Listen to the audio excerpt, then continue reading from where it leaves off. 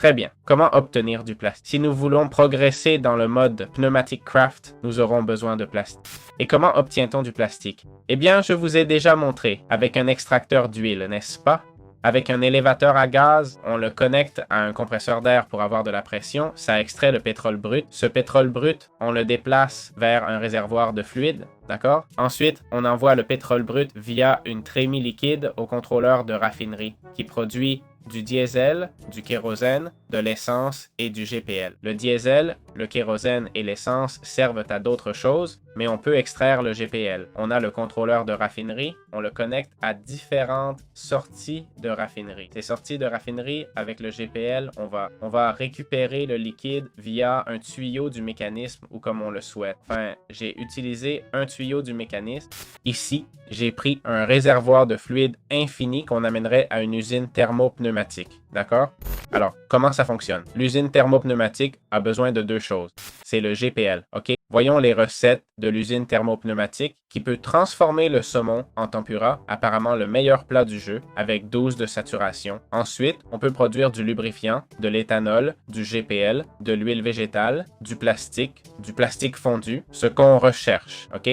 Le plastique fondu. Et le plastique fondu se fait avec du GPL et du carburant. Compris? Il y a plein d'autres recettes, hein, comme on voit pour améliorer un tube à pression renforcé ou pour obtenir de nouvelles recettes. Donc, on va simplement obtenir de la chaleur, de la température qu'on a déjà ici et obtenir du GPL. Donc, le GPL est déjà connecté. La température, on l'obtiendrait via un tube vortex. Au tube vortex, on connecte essentiellement de l'air sous pression et il va simplement générer du chaud et du froid grâce à cette pression d'air. Le froid passe par le caloduc, d'accord? Par un caloduc, par une vanne de froid, enfin de température, et la sortie de chaleur aussi séparément. Donc, ça va monter. Ici, c'est à 1000 degrés. Je pense que si tu le touches, rien ne se passe. Un peu, bon, c'est réaliste car c'est couvert de plusieurs couches d'isolant thermique. Mais même avec ça, à la distance où est ce monsieur, qui doit être 0 cm, je crois que tu es mort, ok?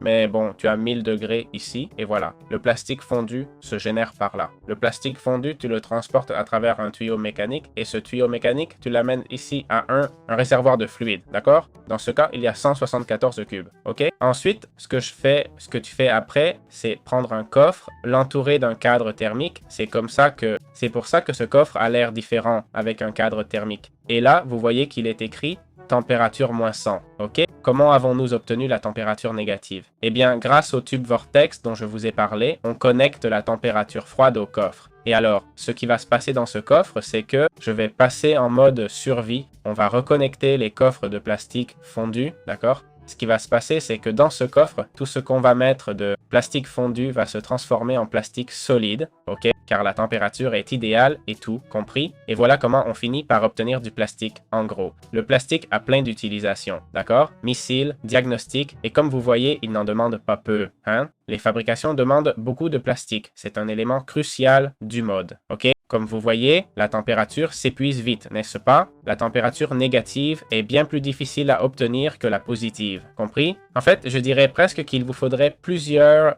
tubes vortex pour bien faire ça manuellement comme moi. Ok, voilà, c'est aussi simple que ça.